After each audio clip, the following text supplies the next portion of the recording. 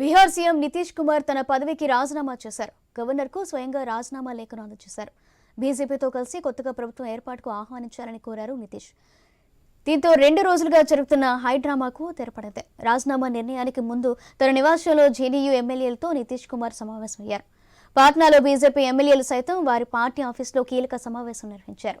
రేపు ఇదే విషయానికి సంబంధించి మరింత సమాచారం మా ప్రతినిధి రవిచంద్ర అందిస్తారు. రవిచంద్ర, అయితే బీహార్ గవర్నర్ రాజేంద్ర ఆర్లేకర్ కి నితీష్ కుమార్ రాజీనామా సమర్పించి బయటకు వస్తున్నారు. బయటకు వచ్చి వాళ్ళ సాయంత్రం మరోసారి 9వసారి ముఖ్యమంత్రిగా ప్రమాణ స్వీకారం చేయబోతున్నారు. అయితే ఈసారి ఎన్డీఏ కూటమిలో చేరా ఆయన బీజేపీ దాంతో పాటు జేడీయూతో కలిపి ఎన్డీఏ కూటమి తరఫున సీఎం గా ప్రమాణ స్వీకారం చేస్తారు 9వసారి. అయితే జేడీకి 45 స్థానాలు, బీజేపీకి 78 స్థానాలు ఉన్నాయి.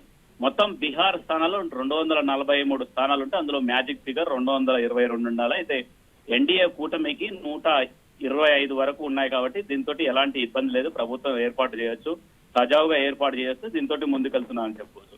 అయితే ఈ మధ్య కాలంలో జరిగినట్టుగా పరిణామాలు కావచ్చు, రాష్ట్రంలో ఉన్నట్టుగా పరిస్థితులు ఇవన్నీ అంచనా వేయటంలో రాజకీయ దిట్ట అని చెప్పుకోవచ్చు. చాలా సెఫాలజిస్ట్ గా అంటే మంచి రాజకీయ చరిత్ర, రాజకీయ వ్యూహం కలిగినట్టుగా నితీష్ కుమార్ ముందొచ్చి అంటే రేపు జరగబోయేట్టుగా ఎన్నికలు ఏ విధంగా ఉండబోతాయని దాన్ని పసిగట్టేసి ముందుకెళ్తారు. అంటే గతంలో ఈయన ఎన్డీఏ కూటమిలో ఉన్నారు, ఆ తర్వాత ఆర్జేడీతో కలిసి మళ్ళీ ఈ మహాకూటమి కూడా ఏర్పాటు చేశారు. మహాకూటమిలో భాగంగా ఆర్జేడీకి 79 స్థానాలు, కాంగ్రెస్ కు 19 స్థానాలు, కమ్యూనిస్టులకు 14 స్థానాలు ఈ విధంగా ఉండేవి. అయితే అందులోకి వెళ్ళి ఇప్పుడు కాంగ్రెస్ లో ఉన్నట్టు 19 స్థానాలకు వెళ్ళి 10 మందిని నితీష్ కుమార్ గాలం వేస్తున్నట్టు, అంటే 10 మందిని నితీష్ కుమార్ తీసుకొస్తున్నట్టు కూడా తెలుస్తుంది.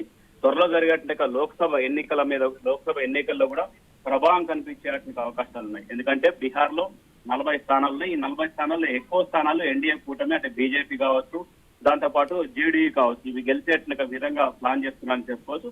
అందులో భాగంగా అమిత్ షా కూడా చక్రం తిప్పారని చెప్పుకోవచ్చు. ఇవాళ తెలంగాణకు రావాల్సినట్టుగా అమిత్ షా ఇవాళ బీహార్కి వెళ్తున్నారు. జేపీ నడ్డా, బీజేపీ అధ్యక్షుడు జేపీ నడ్డా, అమిత్ షా బీహార్కి వెళ్ళేసి బీహార్ లో చక్రం తిప్పుతున్నారని చెప్పుకోవచ్చు. దాంతో పాటు ఇప్పటికే జేడీకి సంబంధించిన ఎమ్మెల్యేలు కావచ్చు, బీజేపీకి సంబంధించిన ఎమ్మెల్యేలతోటి సమీక్ష సమావేశాలు నిర్వహించి సాయంత్రానికి బీజేపీ దాంతో పాటు జేడీయూ కూటమిగా ఈ విధంగా ప్రభుత్వాన్ని ఏర్పాటు చేస్తాయని చెప్పుకోవచ్చు. అయితే బీజేపీకి 2 డిప్యూటీ సీఎంలు, స్పీకర్ పదవి కూడా బీజేపీకి ఇచ్చేట విధంగా ఒప్పందాలు చేసుకున్నట్టు కూడా తెలుస్తుంది.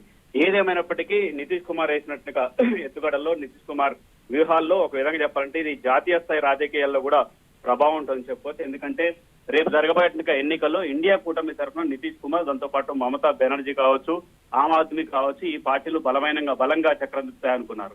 అలాంటిది ఇప్పుడు నితీష్ కుమార్ బయటకు వెళ్లడంతో దాంతో పాటు మమతా బెనర్జీ కూడా బయటకు వెళ్లేట్టుగా అవకాశాలు ఉన్నాయి. ఇండియా కూటమిలో కుంపట్లు పెట్టిన విధంగా ఈ రాజకీయాలు ఉన్నాయని చెప్పుకోవచ్చు. అయితే నితీష్ కుమార్ సాయంత్రానికి 9వసారి ముఖ్యమంత్రిగా ప్రమాణ స్వీకారం చేస్తారు. సౌజన్య, రైట్, థ్యాంక్ యూ రవిచంద్ర.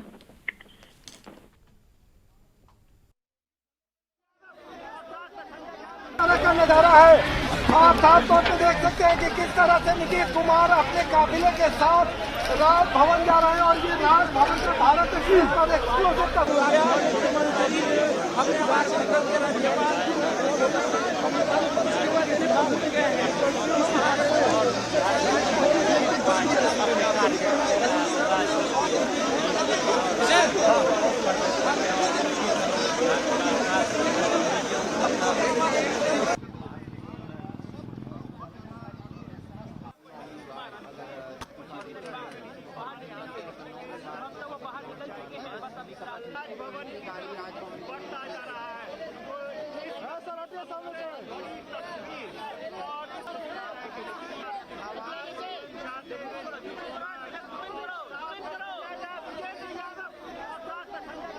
का नजारा है।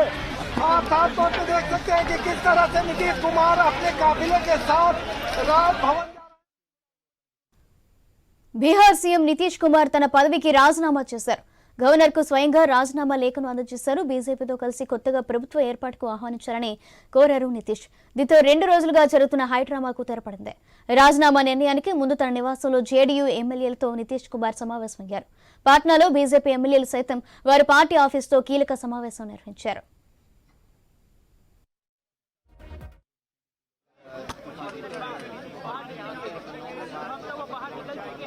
की राजभवन बढ़ता जा रहा है। सर हटिए सामने से।